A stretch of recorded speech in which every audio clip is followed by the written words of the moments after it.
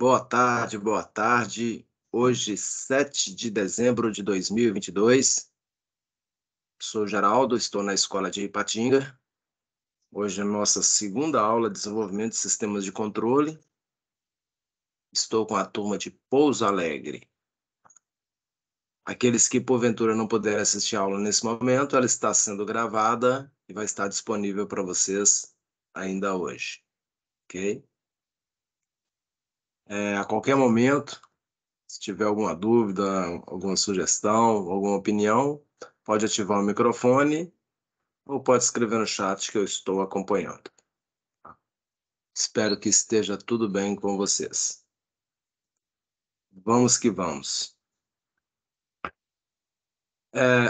Esse final de semana vai vencer o prazo da atividade no dia 11, das atividades 1 e 2. Tá? Então, eu já vou estar mandando os lembretinhos para vocês a partir de amanhã, amanhã é sexta, tá? Para não esquecer de fazer as atividades. Atividade 4 e 5 é pro dia 23. Atividade 1 e 2, tá, são exercícios relacionados ao desenvolvimento de sistemas de controles, individual à distância, refere-se ao capítulo 2 e 3 do livro, tá? Então é bem tranquilo fazer lá, observando pelo livro e pelas aulas também, propriamente pela aula de ontem. De ontem, não, da semana passada, desculpe. Na aula de hoje, o que nós vamos ver, né? A gente vai continuar a questão da aula do passado, que foram os principais conceitos e ferramentas desenvolvidos na realização de projetos.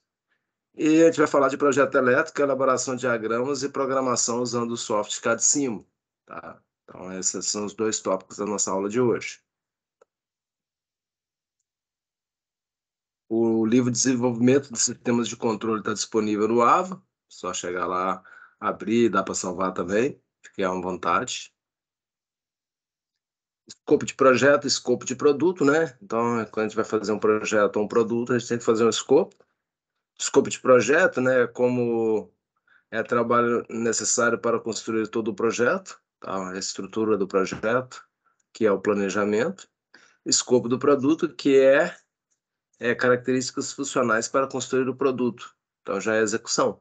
Então, o escopo do projeto é um planejamento do planejamento. E o escopo do produto é o planejamento da execução. Ficar atento a isso. A EAP, estrutura analítica do projeto, né? Como a gente pode dar como exemplo aqui uma viagem, né? Dividir para conquistar, né? A viagem a gente tem o antes, o durante e o depois, né? Antes da viagem, determinar o local, determinar e comprar a passagem, determinar o hotel, pesquisar sobre o destino, ou seja, todo o planejamento está aqui. Durante a viagem, determinar o horário para acordar, planejar que hora que vai acordar, destinos diariamente onde vai cada dia, realizar o controle financeiro para não gastar mais do que tem e comprar alguma lembrancinha, né?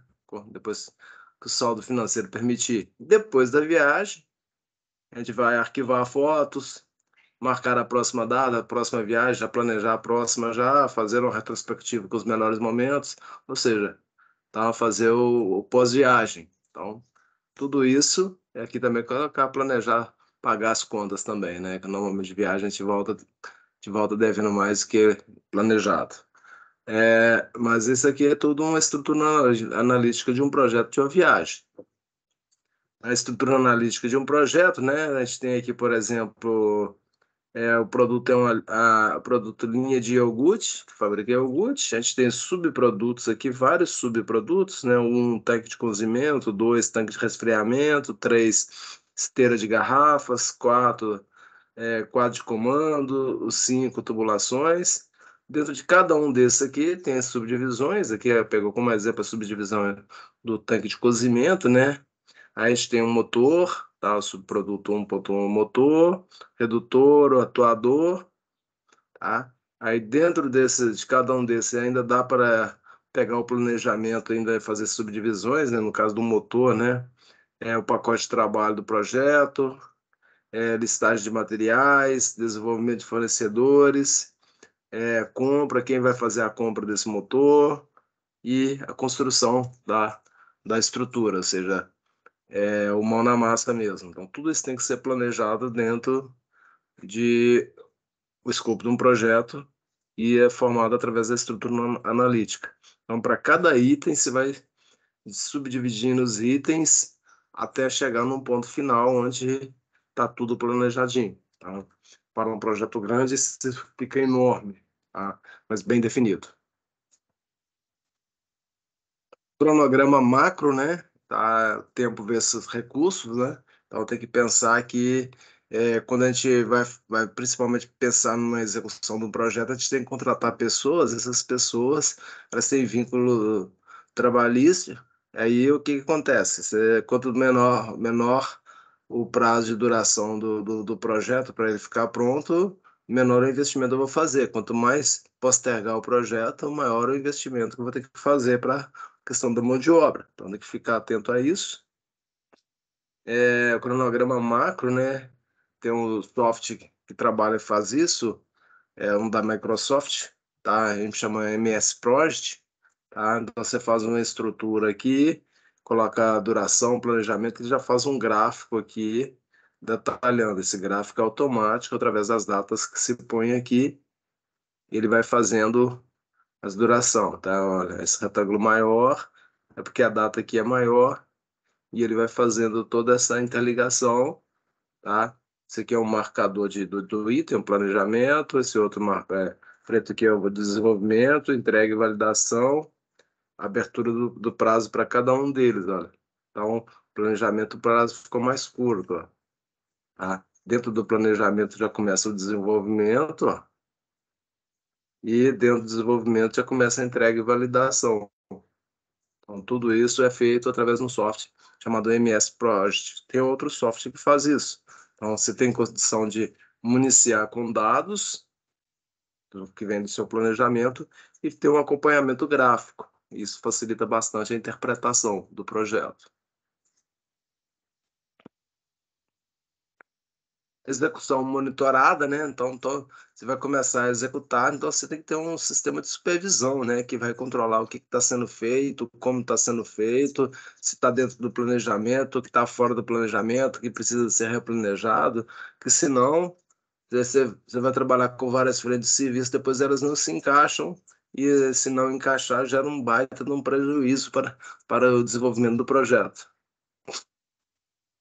O orçamento, né? A gente tem recursos que são recursos humanos para pessoas, custo com órgãos públicos e conselho de classe, né? Eu vou ter que entrar com documentação do projeto, a análise de ART, né? De responsabilidade técnica, análise de responsabilidade técnica, ART. Então, você abre um ART, você tem que pagar no conselho de classe.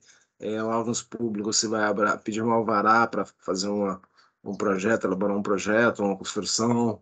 Então, você precisa de alvará para poder estar trabalhando, ter pessoas naquela condição. Tem que pensar em transporte, né? As pessoas que vão trabalhar para você vão você ter que se deslocar até o local de trabalho, hospedagem, se as pessoas não estiverem na mesma região, vai ter que ter uma hospedagem, alimentação, como será feita essa alimentação durante a execução do projeto, plotagem ou impressão de documentos, né? Plotar é o uso do plotter, né? Que é uma impressora que imprime documentos em formatos maiores, né? Até no A0. Aluguel, você vai precisar de espaços para trabalhar, para desenvolver alguma coisa, você vai precisar de pagar um aluguel. Equipamento, tá? Que tipo de equipamento você vai ter que comprar ou alugar também, tá? Instrumentos, materiais de escritório, tá? Dependendo do projeto que for ser feito, você tem que montar um escritório para atendimento ao público, para recepcionar as pessoas. E dependendo da tecnologia que você vai estar envolvido, você vai precisar de adquirir softwares, tá? É software específico. Você tem aí, por exemplo, o MS Project, entre outros aí, que alguns são de uso gratuito, mas muitos deles tem que pagar, tem que ter a aquisição. Tá? Hoje a gente procura muito trabalhar com o pacote do Google, né? Que quase tudo é de graça. tá? Aí o Office, muitas coisas do Office apaga, então tem que ficar atento a isso. Aí tudo isso está entrar no chamado orçamento. Tem que ter também a análise de viabilidade econômica.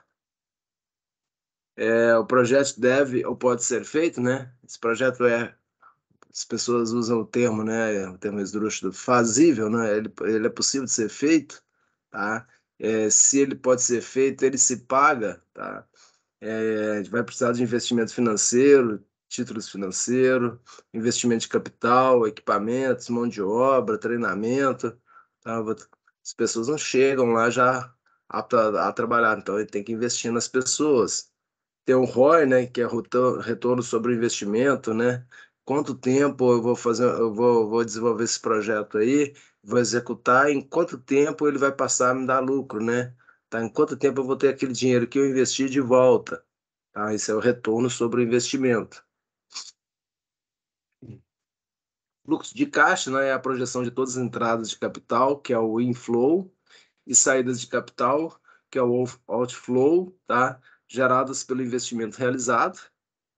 Consiste, considera um projeto, né, de atualização de uma planta industrial que necessite desembolsar R$ 800 para a compra de um CLP novo e desembolsar mais R$ 400 para manutenção preventiva desse equipamento no terceiro ano.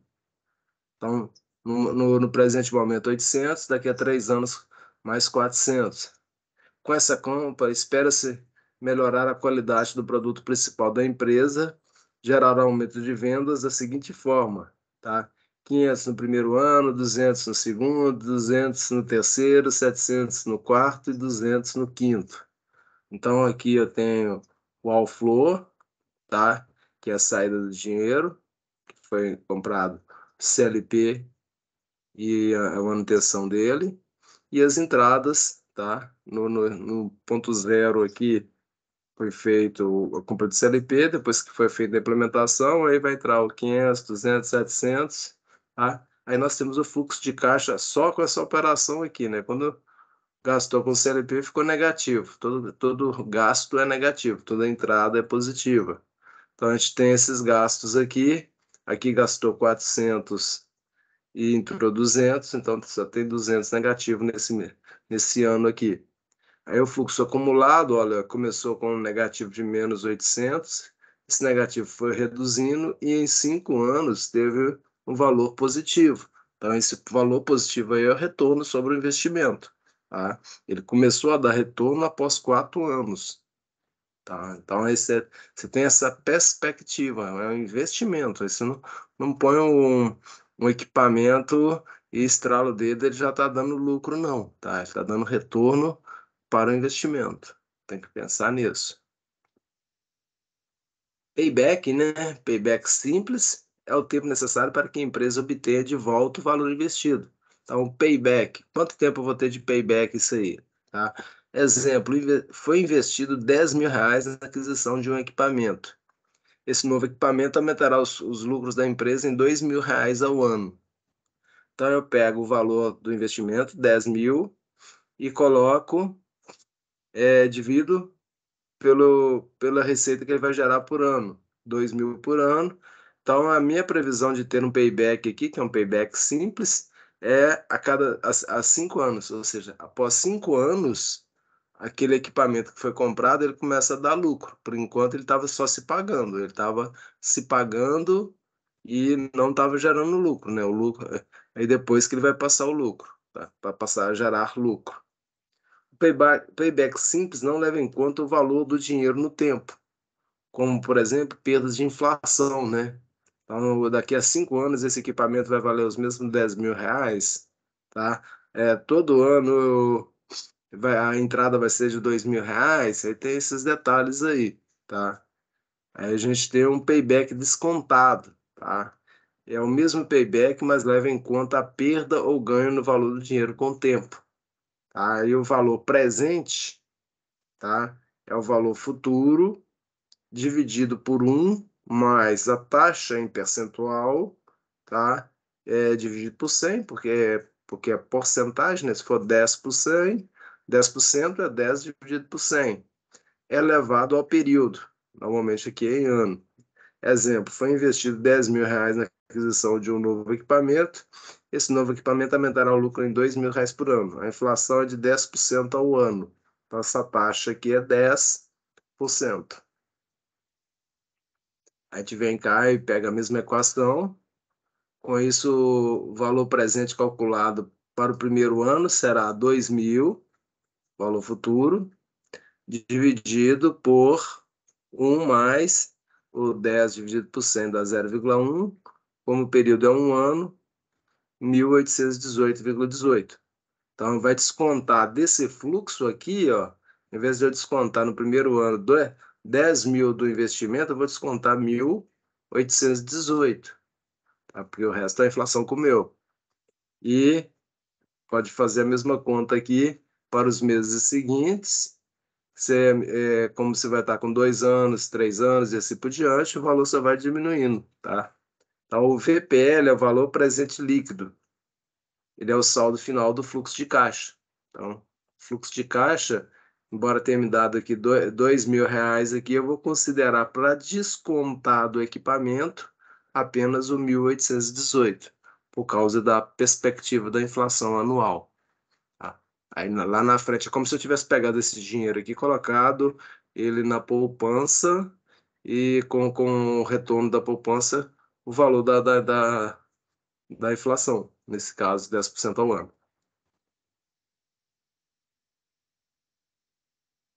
Tranquilo? Alguma dúvida, alguma pergunta até aí?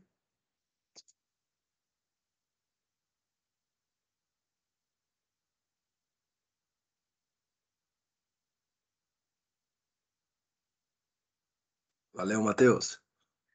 Agora a gente vai falar do esquemático do projeto, tá? O que que acontece?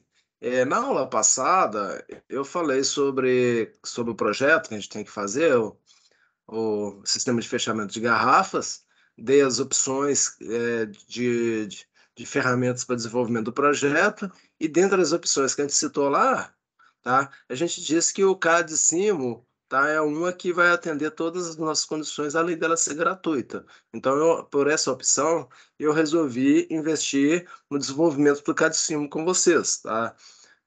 Para a elaboração do diagrama do esquemático do projeto, podemos usar diversos softwares, como foi citado anteriormente.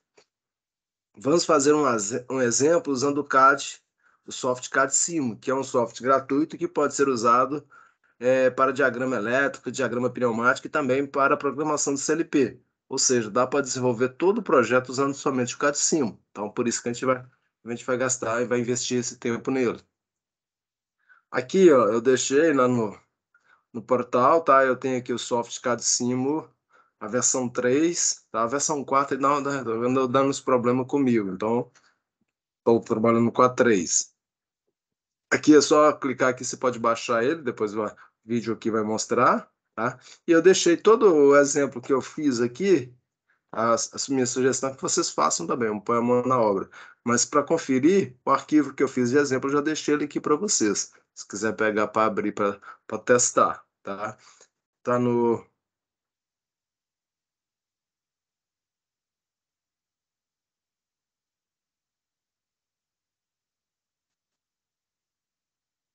Aqui, estou na turma de Pouso Alegre.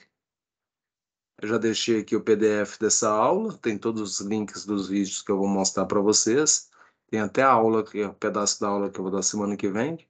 Aí já deixei tudo junto já. Aqui tem um exemplo, tem um software aqui. Então é só clicar e baixar. Eu fiz todo o processo dessa aula, tá? Gravando em vídeos igual eu fiz com o CLP, por exemplo. Então, eu acho mais prático, eu consigo maximizar o tempo, porque são muitos detalhes no software, tá? Então, as primeiras aulas aqui, acho que as 3 primeiras aulas saíram com áudio um pouquinho baixo. Talvez tenha que aumentar o som aí, tá? Eu não consigo aumentar mais aqui não, aqui já está no máximo. Vou abrir. O, eu deixei os links no YouTube aqui, mas eu não vou abrir do YouTube, não, que ele fica com propaganda todinha aqui. Então, o primeiro vídeo é uma apresentação do CAD Simo, ok? Como baixar ele aí e tudo. Software CAD Simo versão 3.0, primeiros passos. Eu estou aqui com a turma Betim, para localizar o software para baixar, dados e conteúdos. A gente tem Soft CAD-Sim 3.0, 3, e esse faz para diagramas, simulação eletropneumática CLP. Então, play. Vai pedir para salvar um arquivo exato. Na minha pasta vai ser download. Vou dar um nome para ele.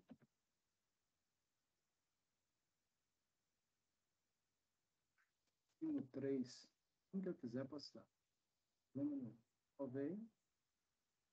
Você já baixou o arquivo. Na pasta download. Aqui ele aqui. No caso, lado direito do mouse. É extrair para CAD-Sim 3. Já vai sair aqui. Tem uma pasta. E dentro dessa pasta está o software. Ele não precisa instalar, ele roda de dentro da pasta. E dentro dessa pasta tem esse arquivo CAD-Sim PT 3.0exe, que é ele que vai rodar o arquivo, mas é interessante que a gente tem um manual dele aqui. Abrir o manual dele em PDF com 100 páginas, não vou ficar lendo todo o manual, mas ele mostra bastante como fazer, como configurar as páginas, utilização de cada componente, está tudo aqui nele. Vou seguir tranquilo. Fiz um arquivinho básico aqui. Essa foi para a versão 2.0, então tem algumas coisas que talvez não esteja aqui, tá? Localização dos componentes. Faz tempo que eu fiz, mas ele ainda agrega alguma coisa para iniciantes. Atividades para simular, ele tem alguns aqui, alguns arquivos, mas não vai ser o nosso caso, os desenhos. O que para nós aqui é clicar nele e rodar. Eu clico, ele vai aparecer máscara aqui, eu clico nela, ele vai querer saber a senha. Eu cliquei aqui, então eu vou deletar. E já vem escrito aqui, ó, 4962. 4962. Ok. 4962. Ok. Eu maximizo. Essa condição aqui já aparece uma tela, se é uma máscara aqui, com formato, tem até uma legenda aqui. O menu arquivo aqui, a gente tem as opções normais, né? Abrir, salvar, salvar como, exportar imagem, visualizar a impressão, configurar a impressora. O que nos interessa aqui é a configuração. Fazer os desenhos, sempre deixo aqui no formato A3, formato 2, marco a legenda aqui, essa parte aqui, para me ter um espaço melhor. Depois que o meu desenho está tudo pronto, e se eu achar que eu posso diminuir o tamanho da tela aqui, eu venho cá e diminuo. Então, aqui me interessa passar para o A3, que o A4 fica muito pequeno para fazer os desenhos, principalmente quando eu coloco no PLC. Se eu precisar maior, eu venho cá e coloco o tamanho que eu quero aqui, personal. Contorno eu gosto de deixar. As referências são as letras e números que ficam no contorno. Não vou tirar elas, não. Para simulação aqui é a velocidade. Normalmente eu já deixo no máximo aqui. Então, ok. Ficou a minha tela aqui. Né? Menu editar é o famoso do Windows. Copiar, Ctrl+C, colar, Ctrl+V, fazer e refazer, Ctrl+Z, Ctrl+Y. Temos ele aqui também, fazer. Desenhar, eu posso fazer figuras geométricas como se fosse um paintbrush. Modo aqui, parar e simular, já está aqui, a gente usa direto aqui. Se quiser ver o zoom já está tudo aqui na barrinha de ferramenta aqui. Barras estão todas marcadas aqui, a gente deixa marcado mesmo. Janela, os arquivos que estão abertos aqui, no caso aqui, quando eu abro ele, já fica aqui com esse arquivo, com esse nome aqui. Se quiser salvar, eu tenho arquivo, salvar como, vai querer saber onde eu vou salvar lá em Loads, da pasta de cima aqui, eu já tenho que pôr o nome dele aqui, né? Diagrama 1, diagrama 2, é o nome que eu quiser dar. E também tem que, só uma pausa aqui, além de escrever o nome, tem que colocar a extensão, ponto .cad aqui, senão depois não consegue abrir ele por aqui, não. Aí se você fizer sem colocar o ponto .cad, você tem que depois renomear o arquivo, colocar o ponto .cad para você conseguir abrir aqui. É o nome que eu quiser dar.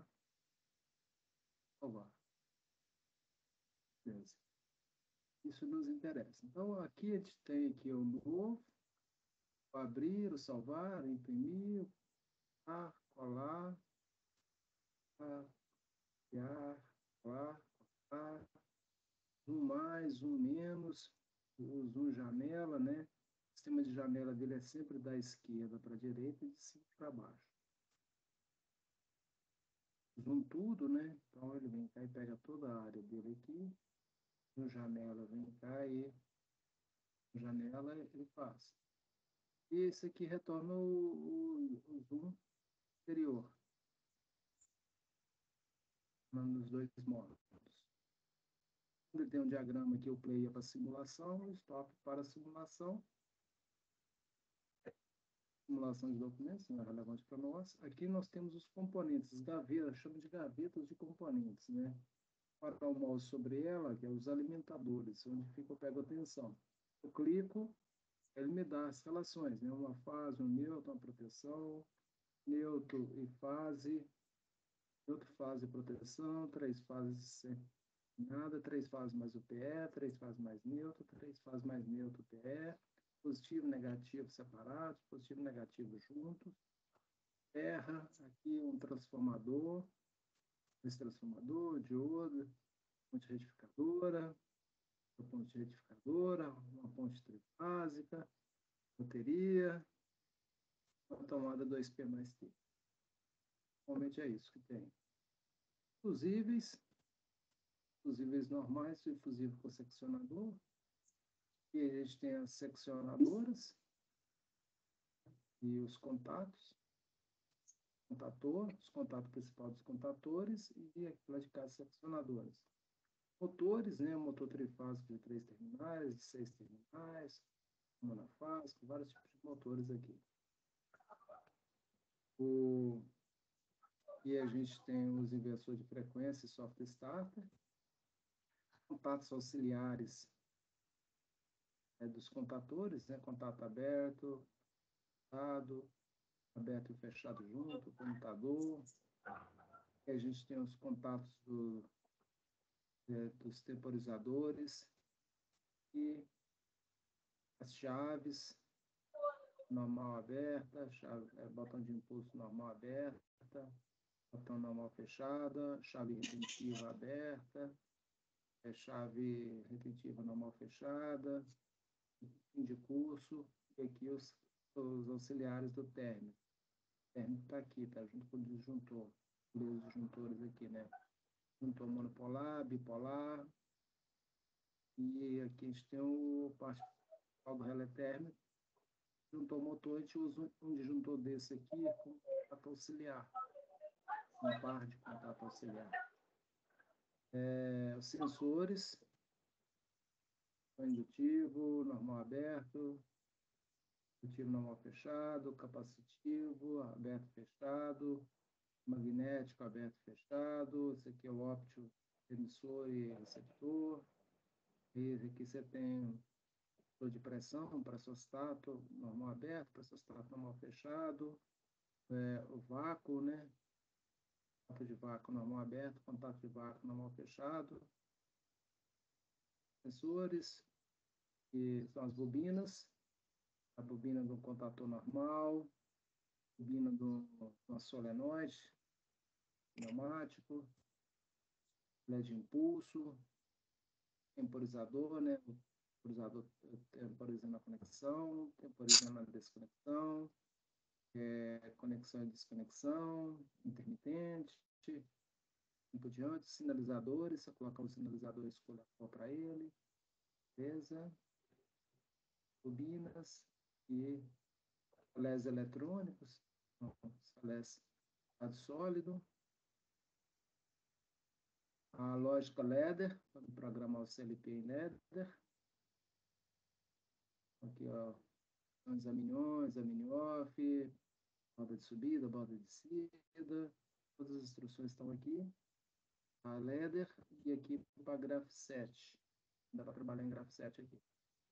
O CLP eu encontro ele aqui, eu tenho aqui nesse modelo, aqui, nessa versão, eu tenho o modelo a logo. E eu tenho 1.200. Vou trabalhar com 1.200. E mais elementos para entrada e saída.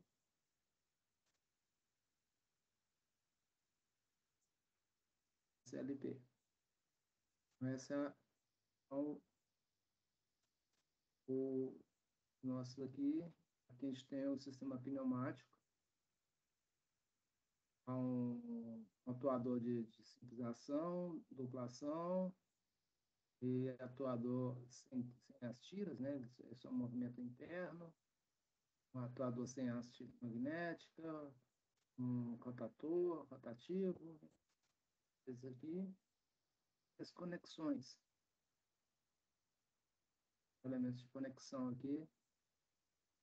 Entrada, cabo, um nozinho, um trifásico, ferramenta, tubulação, várias coisas aqui. Forno de ligação. Então essa é a ideia software todinho. A visão geral aqui, vocês conseguem estar verificando com o manual dele. Para esse vídeo não ficar muito grande, vou fechar por aqui, eu posso estar salvando, depois no próximo vídeo que eu vou começar a falar do que a gente vai montar um teste, eu já começo dessa parte aqui. Salvei. Final desse vídeo.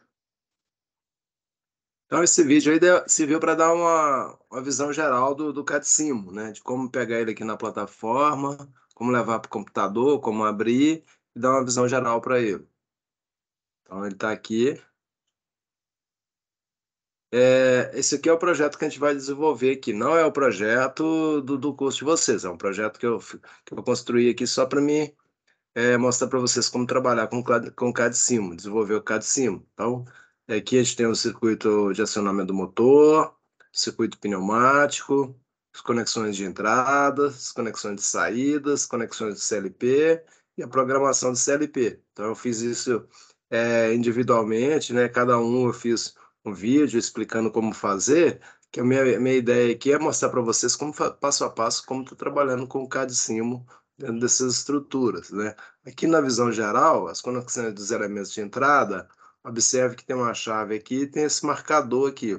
Esse marcador aqui tem um nome nele, deve ser AD0, e tem um outro nome AD0 aqui. Então é como se tivesse um fio ligando daqui até aqui, e eu não quero que esse fio saia cruzando o desenho, eu ponho só um rótulo aqui, e isso é interpretado como conexão. Na prática, o fio vem daqui até aqui.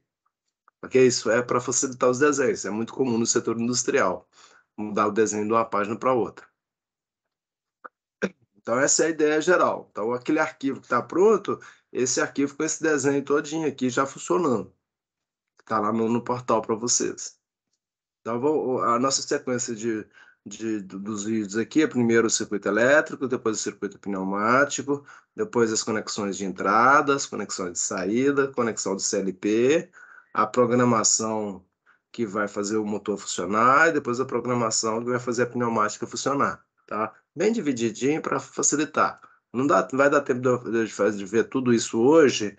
Hoje nós vamos fazer a parte elétrica, pneumática e as conexões de entrada. O resto a gente faz na semana que vem, senão fica muito longo. Essa é a minha ideia. O diagrama de força, né, o acionamento do motor, aqui eu tenho as três fases, ó. Sistema trifásico mais o PE, um disjuntor motor que eu chamei de Q1, um contator, K1, e o motor trifásico. Então a primeira parte nossa é fazer esse desenho aqui, tá? Eu já fiz o vídeo de como fazer ele, que é o CAD, CAD-Simo diagrama de força para a partida do MIT. Então é só clicar aqui no arquivo que já abre. Eu vou abrir direto o meu vídeo aqui para não precisar de abrir o YouTube. CAD-Simo, vídeo 2, diagrama de ligação do motor trifásico.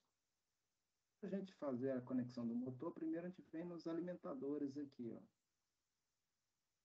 Vou pegar um sistema com 3 fases e conectar aqui. Tá? Aqui.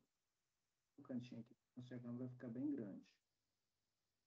Para me trabalhar melhor, eu vou dar um zoom aqui, para dar uma área que eu vou achar aqui no desenho aqui.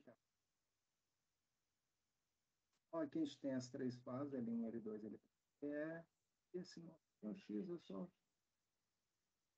colocar aqui, ou colocar não visualizar aqui, já ele já.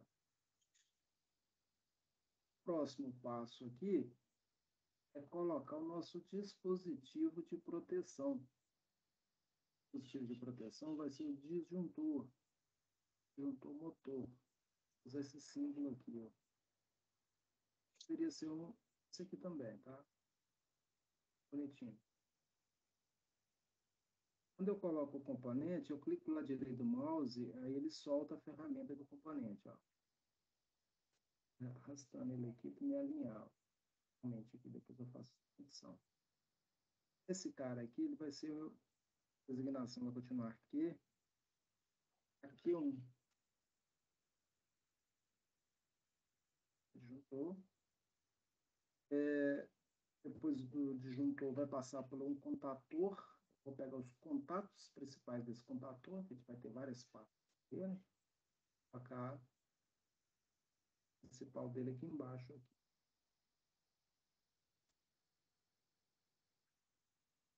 Ok, clico 2 vezes, colocar K1. Aqui maiúsculo. Alinhamento aqui. E aqui a barrinha aqui. Colocar o motor. O motor, mas é um motor trifásico normal. 3 terminais.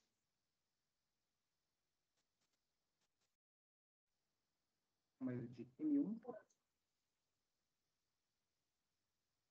E eu desenho dessa forma aqui. Eu tenho que fazer as conexões. Conexões eu venho cá no cabo aqui. Posso pegar a conexão trifásica aqui. Não posso muito mexer com ela não, tá? Eu tenho que ficar atento aqui nos fios de fase, ó. Fio de fase. Tem que começar exatamente no ponto ali, ó. O mouse aqui, quando eu aproximo, ele é sensitivo e já fica ali. Eu clico, seguro, volto quando ele estiver lá no outro. Mesma coisa, só repetir. Ficar atento para não soltar ou clicar fora do ponto que ele não consegue reconhecer, não.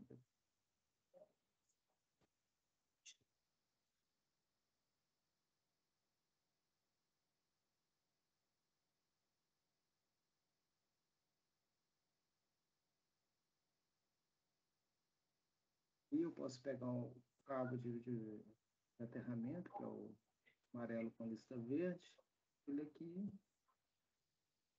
e o diagrama de ligação do motor, tá pronto, eu volto com o zoom para a posição normal, aqui, ó, energia chegando, disjuntor, que é o Q1, contator Q1 e o motor, tá? Eu estou usando o disjuntor motor, não preciso usar um relé térmico, não preciso necessariamente usar um relé térmico, acionado normalmente. Ok? Essa condição aí, eu venho cá, meu diagrama aqui, tá? O meu arquivo já tem um nome, diagrama, salvar e no ar. No próximo vídeo. Se eu quiser dar o zoom aqui para mim ver o meu desenho, ó. Aqui. Fases, fator, motor. Lá na frente isso vai funcionar. Ok? Entendo. Aí esse vídeo aqui foi a primeira parte, que é a construção do acionamento do motor. Agora nós vamos ver o circuito pneumático. O circuito pneumático é esse aqui, tem 2 atuadores lineares, atuador 1.0 e 2.0. Eu optei pela designação dos elementos desse circuito pneumático para designação numérica. Posso trabalhar por norma para designação numérica ou designação alfabética. Tá? A numérica cada atuador pega um número, né? 1.0 atuador 1, 2.0 atuador 2 e assim por diante. Tá? Como ele é um sistema, eu trabalho com a válvula solenoide, né? A válvula de controle aqui de 2 vias, né? 5 conexões, 2 posições, tá? Com comando por solenoide, tá? A designação da solenoide, por norma, o primeiro número aqui é o número do atuador, o Y representa a bobina, e o número à direita do Y, se ele for par, é para avanço, se ele for ímpar, é para recuo. Então, aqui, 1Y0, tá? É uma solenoide, controla atuador 1 para o avanço. Um Y1, tá? Solenoide, atuador 1 para recuo. Mesma coisa do lado de cá, só que vai mudar o atuador, 2Y0 e 2Y1.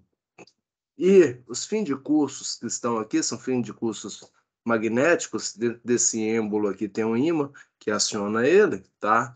Os fins de cursos trabalham com função, tá? O que significa função? O que o fundo de curso vai fazer, tá? Em quem que ele vai fazer? O primeiro número do fim de curso é em quem que ele vai atuar. Então, o 2 aqui, por exemplo, 2.3, ele vai atuar no atuador 2. Então, o que ele for fazer vai ser com esse atuador aqui. O segundo número, se ele for par, é avanço, se ele for ímpar, é recuo. Então, quando esse atuador, esse sensor aqui atuar, ele vai mandar o atuador 2 recuar, que é ímpar. A ideia é essa, da norma. Aqui eu tenho o vídeo, que é o vídeo 3, de como fazer esse desenho. O desenho vem pronto, eu só tenho que alterar as designações. Então, como fazer essas designações aí? De cima, vídeo 3, circuito pneumático. Então, nós vamos colocar, apenas para fins de teste, 2 atuadores, duplação. Vem aqui, ó. Atuador, duplação. O objetivo aqui é mostrar como configurar eles.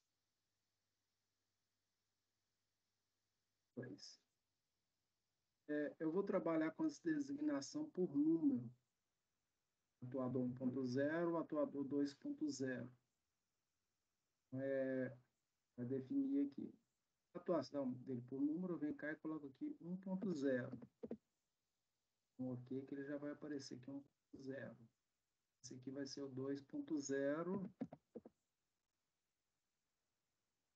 A nível de função, tá? Ele tem, como ele é duplação, tá? Tem 2 solenoides aqui. Essas solenoides, o padrão de numeração delas, por índice alfabético, eu vou colocar por numérico, e vai estar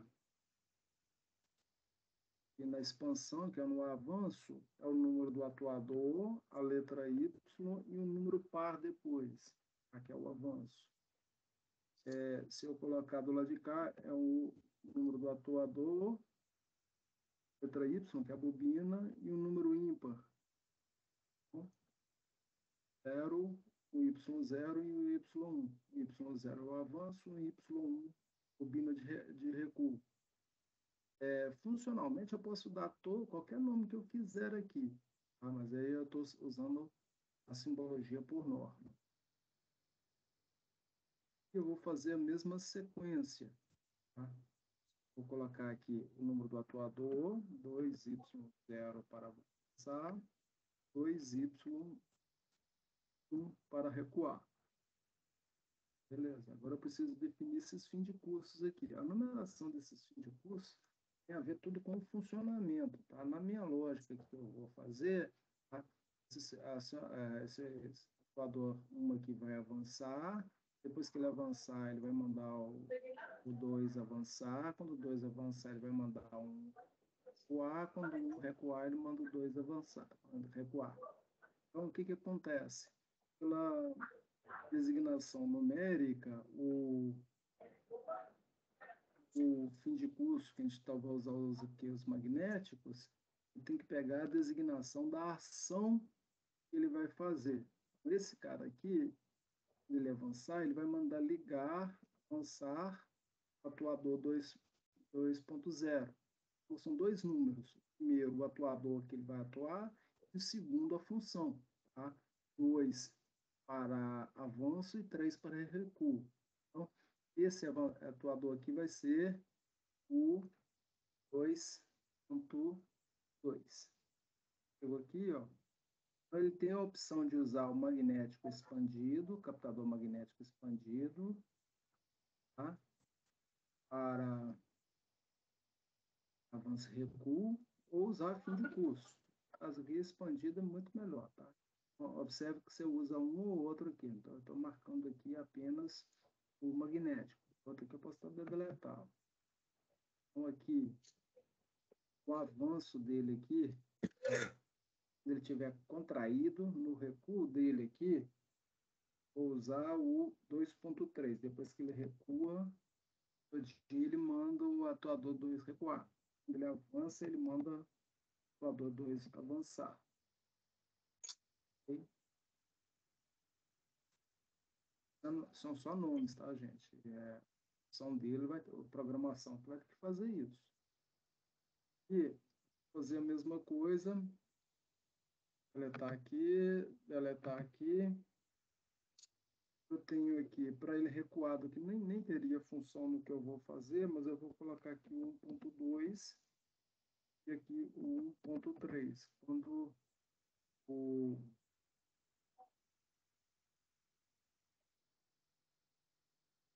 ele chegar lá, no final, aqui chegar no final, tem que mandar o A recuar. Isso que está essa numeração aí. Com essa numeração aqui, que é o padrão internacional de numeração.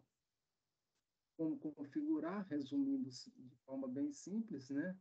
Eu ponho a designação do atuador, aqui eu ponho os nomes, a designação para as bobinas de avanço, de expansão e de contração, e aqui eu ponho os designadores dos fim de curso contraído e expandido. Então, essa é a forma de fazer o circuito pneumático. Se eu quisesse usar um atuador de simples ação, pegaria o simples ação aqui e já viria com o conjunto completo aqui. No meu caso. E aqui eu tenho reguladores de velocidade, né? No regulador de velocidade recuo, regulador de velocidade de avanço.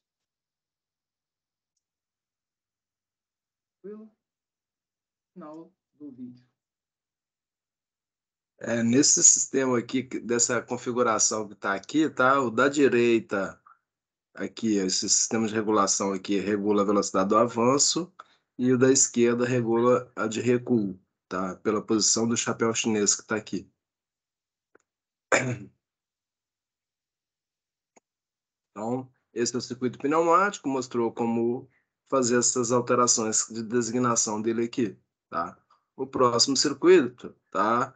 É as conexões de entrada. Então, aqui nas conexões de entrada, a gente vai ter aqui os elementos de entrada. Eu coloquei aqui um botão B1 para ligar o motor, o B2 normal fechado para desligar, o auxiliar do contator para fazer o selo, tá? Então, esse aqui é o controle do motor. O B3 aqui, ele vai ativar o sistema pneumático. Então, quando eu der um pulso aqui no B3, ele vai avançar o atuador 1. Depois que ele avançar o 1, ele avança o 2. Depois que ele avançar o 2, ele recua o 1. Depois que ele recuar o 1, ele recua o 2. Essa é a ideia de funcionamento. E aqueles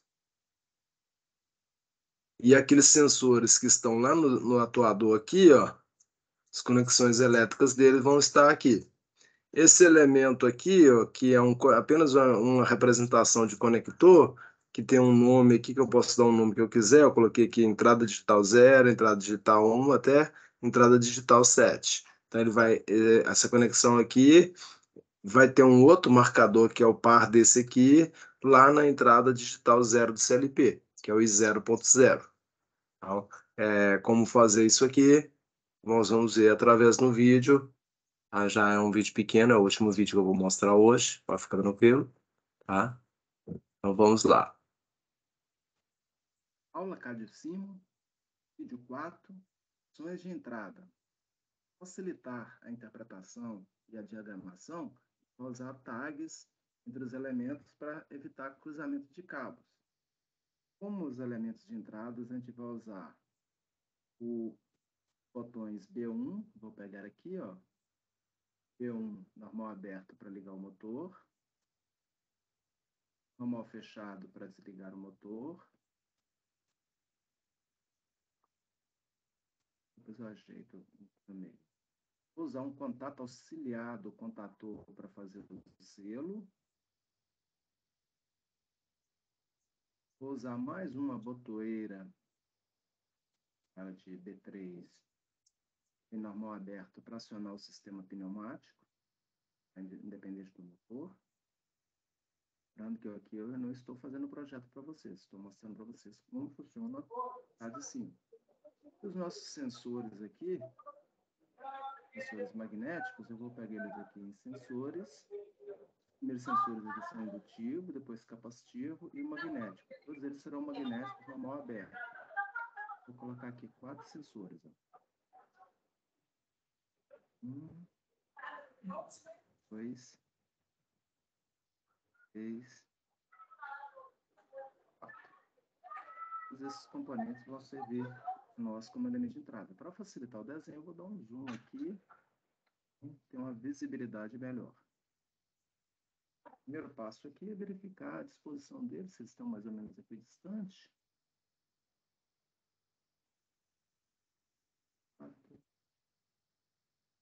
Tá.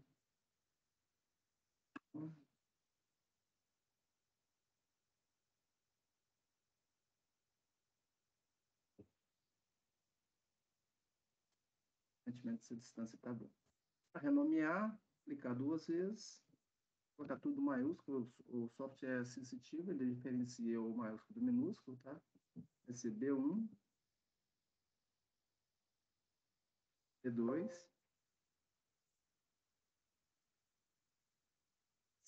esse aqui é o K1, usamos o K1 lá no vídeo do motor, tem que estar do mesmo jeito, o B3, 3. E aqui vão estar os sensores. Eu vou colocar eles na ordem aqui. Ponto 2. De posto lá, né? 1.3. 2.2.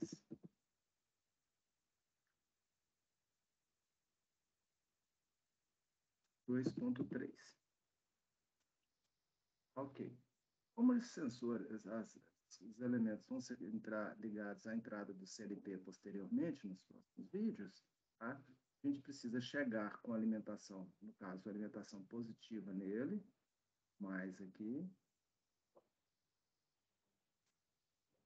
Vou colocar aqui, vou desmarcar esse chip. Descer, não mais nada não. E alimentar. Vem aqui, pega o cabo positivo. Cor do cabo não importa, mas eu gosto de usar. Vou fazer uma conexão para baixo, depois eu posso fazer uma linha reta aqui até o último aqui, sensor. Só ir conectando aqui. Vai aparecer o nó. Se não aparecer, só pôr o nó e colocar ele ali junto com os cabos. Atento para não conectar no lugar errado. Sempre tem que estar na vertical aqui. Beleza. Então, o positivo já chega em todos eles. Assim que eles forem acionados, eles encadem positivo embaixo. E que a gente vai usar o elemento de conexão, tá? Aqui nós vamos usar esse cara aqui, ó, conexão de saída, porque o sinal vai sair daqui para chegar no CLP. Eu vou colocar esse elemento aqui, ó. Vou marcar a posição dele aqui, ó.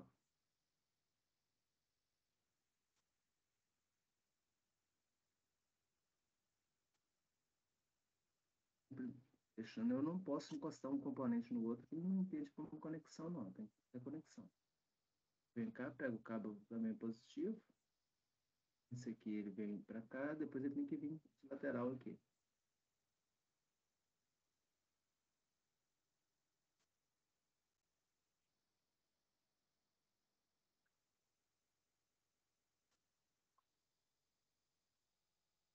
esse elemento. Esse não é um componente, isso é só um rótulo, um tag. Aí, só para facilitar a diagramação, o nome que eu der aqui, eu vou colocar um par dele, um par complementar dele, que é o de cá, e ele interpreta como um lado está conectado no outro, aí evita cruzamento de cabo. Essa é a ideia. Eu clico aqui, ó. Esse aqui eu vou chamar, o nome eu posso colocar o que eu quiser, tá? Eu vou chamar pela entrada, né? Entrada digital 0. E, ó, marco esse aqui para ele ficar em branco, senão ele sai aqui embaixo. Aqui, ó. 0, D1, D1,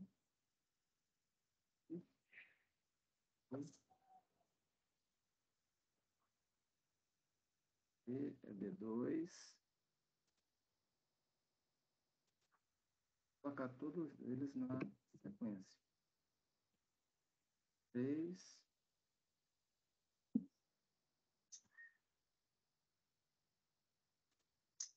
4,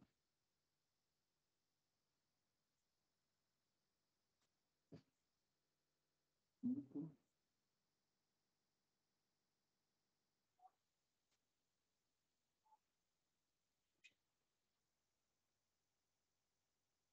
6. Sugiro para vocês não rotacionar esse conector em local nenhum. Eu tive uma experiência, um desenho, e rotacionar ele dá problema. Então, eu vou colocar ele tudo na posição que coloquei. Eu rotacionar, quando eu seleciono aqui, eu poderia estar rotacionando. Eu fiz um desenho onde ele não funcionou, eu fui descobrir porque eu tinha rotacionado. Eu tirei ele, fiz o desenho todo novamente sem rotacionar, funcionou. Então, eu vou evitar de rotacionar. Depois disso, eu parei de rotacionar tanto de entrada quanto de saída. Okay? Aqui eu venho, vou pegar um texto aqui, né? Escrever aqui, conexões.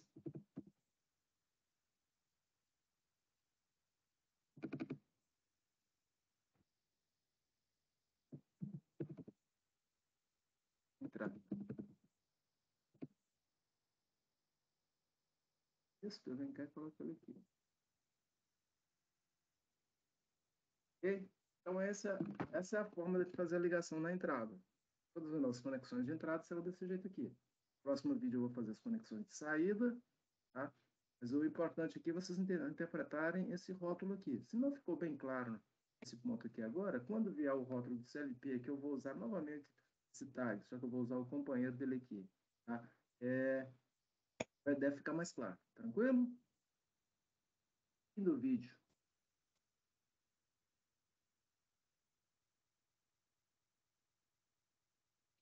Então, aqui nós finalizamos aqui a conexão de entrada. O resto da aula aqui, que eu vou passar semana que vem, é a conexão de saída, conexão do CLP, programação do acionamento do motor, programação do acionamento pneumático. Isso eu vou estar mostrando como fazer isso aqui na próxima aula. Mas se você já quiser tentar adiantar para a aula, os vídeos estão disponíveis. Essa aula já está inteira lá no portal para vocês. Tá aqui, ó.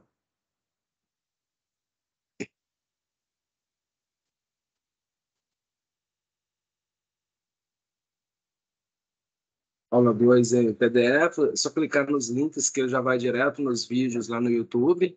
Então, fica mais fácil para vocês acessar cada vídeo individualmente do que ver o vídeo inteiro da aula, que é mais de 1 hora de gravação. Então, vocês vendo, tendo os vídeos individualmente de cada parte, fica mais fácil para vocês estar estudando. Essa é a minha concepção quando eu faço esses vídeos aí. Essa é a minha ideia, tá?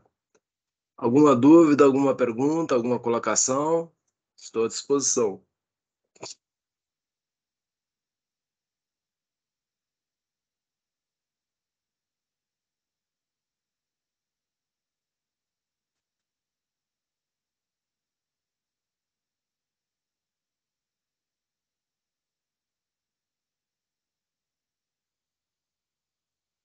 Se não tem dúvida, tá? A minha proposta para hoje era passar esses 4 vídeos, tá? Estou à disposição. Eu vou encerrar essa gravação para o vídeo não se prolongar mais, mas vou estar aqui na sala, caso Tem alguma dúvida? Se tiver alguma dúvida quanto à interpretação ou quanto ao uso do software, pode mandar mensagem, pode me chamar, que a gente está sempre à disposição.